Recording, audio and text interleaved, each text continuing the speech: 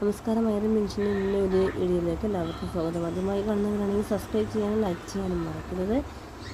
നിർമ്മാണ തൊഴിലാളി പെൻഷൻ കുടിശ്ശിക മറ്റു ആനുകൂല്യങ്ങൾ വിതരണം ചെയ്യണമെന്ന് നിർമ്മാണ തൊഴിലാളി യൂണിയൻ ആവശ്യപ്പെട്ട് സംസ്ഥാനത്ത് ഇപ്പോൾ ജൂലൈ മാസത്തെ 1600 രൂപയുടെ വിതരണമാണ് പുരോഗമിച്ചുകൊണ്ടിരിക്കുന്നത്. ഗുണഭോക്താക്കൾ കാത്തിരിക്കുന്ന സർക്കാർ വിതരണം ചെയ്യേണ്ട വിവിധതരം ആനുകൂല്യങ്ങൾ വിതരണവും പ്രഖ്യാപിച്ചിരിക്കുന്നു. സാധാരണക്കാർക്ക് മുമ്പുണ്ടായിരുന്ന കുടിശ്ശിക നൽകണമെന്ന് സർക്കാർ അറിയിച്ചിട്ടുള്ള 2 ഗഡുക്കൾ 3200 രൂപ വിതരണമാണ് പ്രഖ്യാപിച്ചിട്ടുള്ളത്.